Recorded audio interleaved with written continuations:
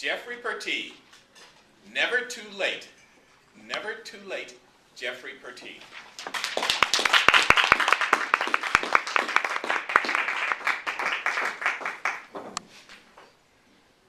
The year was 1976. After a year of post-high school adventuring, I decided the time was upon me to buckle down and get serious about my college degree. So, I enrolled in Central Piedmont Community College fall semester 1976 for 18 credit hours, a pretty heavy load. I'm happy to report that after that first quarter, I successfully passed all 18 credit hours. I was on my way. With that success buoying me, in the winter quarter, I signed up for 17 quarter hours. In the spring quarter, I signed up for 19 credit hours. I'm happy to report that at the end of my first year of college, I had successfully completed 18 credit hours. What can I say? I discovered girls. Well, to be more accurate, I knew about girls before college, but in college, I really discovered girls. And boy, can they be a distraction. Have you ever started off with a plan that didn't work out quite the way you had in mind? That's okay. The next year came. I decided it was time to redouble my efforts. Fall semester, I signed up for 15 credit hours. Spring semester, I signed up for 17 credit hours.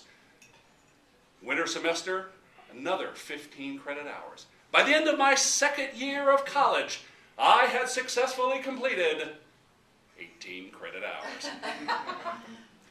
This year, I discovered musical theater. Well, to be more accurate, what I discovered is ladies love musical theater.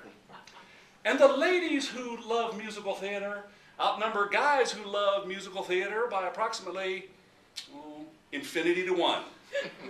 Those are the kind of odds I can get in touch with.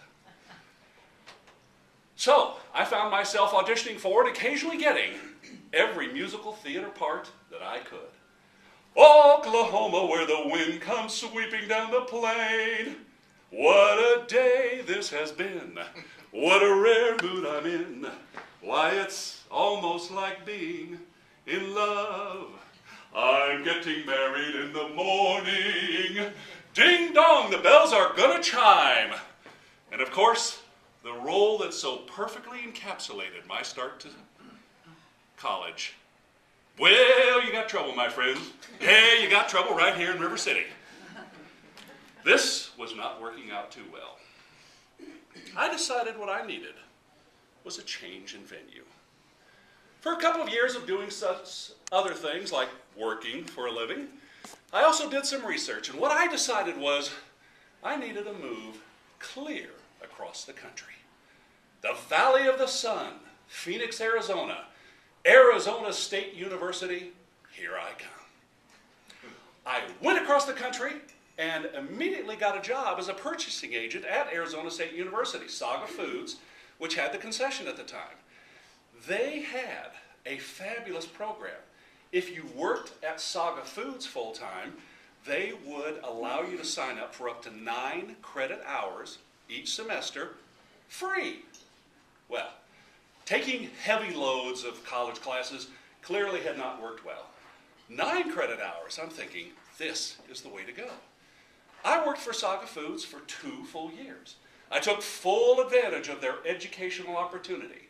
Every spring semester, every fall semester, even the summer semester.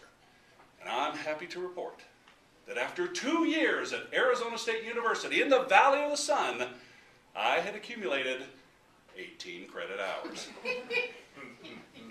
This was not working all that well. So after 2 years, I returned home to Charlotte, North Carolina, tail between my legs, despairing of ever completing my college degree. However, it was not completely without value, because while I was in Arizona, I met my wife, Tamara. She came back to Charlotte with me, and 2.5 years later, we were married.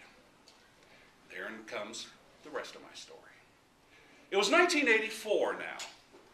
It's about a month before we were scheduled to get married, and Tamara and I are talking. Well, Actually, I have to tell you, what was really going on was a one-man soliloquy pity party. Tamara, you deserve better than me. I'm 27 years old. I'm never going to get my college degree. Wah, wah, wah. Tamara stopped me right there. Jeffrey, you quit your whining right now. If you have a dream you want to pursue, it is never too late. It is never too late.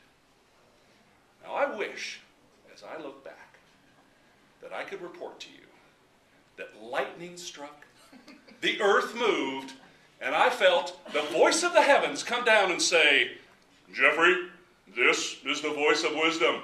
It is never too late. Live those words. Be those words. It is never too late. Well, not exactly. For one thing, the advice came from my future wife, and we all know how that goes. But I have to say that the words stuck with me. I kept thinking about it, we kept talking about it, and finally, I don't know, after 2 or 3 weeks, Tamara put it in more concrete terms that I could get my mind around. She said, you know, Jeffrey, 4 years are going to pass. You're going to get older. You might as well accomplish something out of it. So I enrolled, and I'm happy to report. 3 years and 3 months later, not even a full 4 years, I got my BS in accounting. So I'm here to tell you, my friends, that when you are pursuing your dreams, as my wife Tamara told me, it is never